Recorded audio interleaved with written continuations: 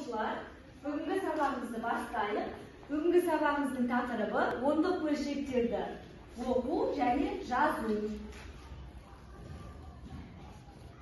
Дәптерімізді ашып, бүгінгі күнді жазамыз. Тақырыпты жазамыз.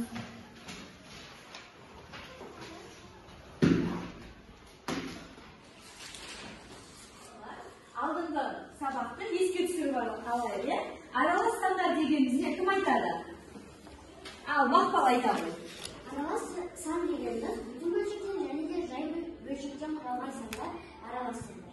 Бүтін бөліктер және бөлшек бөліктен құралған сандар, жарайсың, отыра ғой. Ал енді біз алдыңғы сабақта ондық бөлшектер туралы жалпы мәлімет алдық. Енді қараңдаршы, мына жердегі мына сандарды оқып, бүтін және бөлшек бөліктен ажыратайық.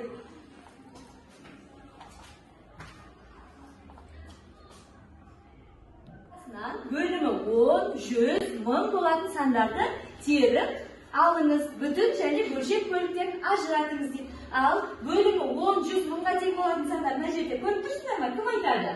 Қол көтеріп айтамыз. Шұғыл айта ғой. Мына жерде тұр ғой, міне астада.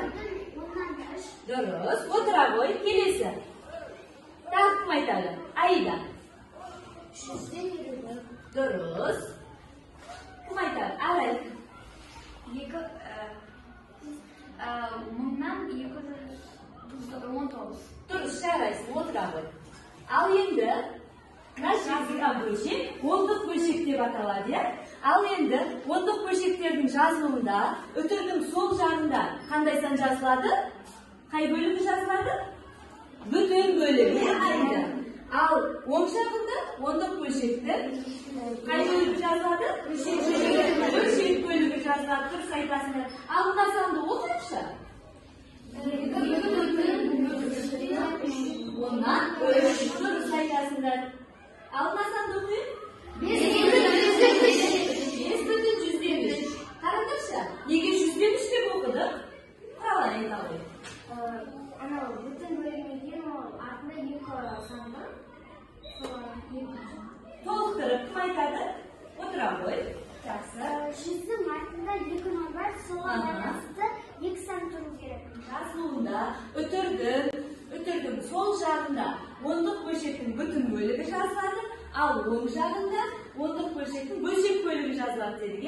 Енді бөлшек бөлігінде соңында қанша нөл жазылса да, бәрібір ол соңғы нөлдерді алып тастаса, екеуі ондық бөлшектің мәні өзгермейді екен. Мысалы, қараңдаршы, 5/10-7, 5/100-ден 70, 5/100-1000-нан 70.000 тұр.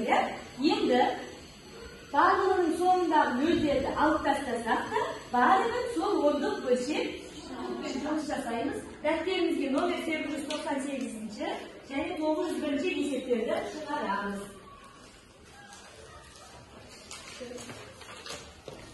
Мына жердегі ірімшікті 3 рет кесу арқылы қалай 8-тен бөлуге болады? Айтыңдаршы. Мінекей. Бірінші бөлік, екінші бөлік 4 бөлікке бөлінді, ал ортасына бөлсек 1 8 бөлік шықты. Енді сендерге мынау сандарға қатысты мақал-мәтелдер тоқтап алады екен. 100-дің үтірдің сол жағында ондық бөлшектің бүтін бөлігі жазылады, ал оң жағында ондық бөлшектің бөлшек бөлігі жазылады дедік.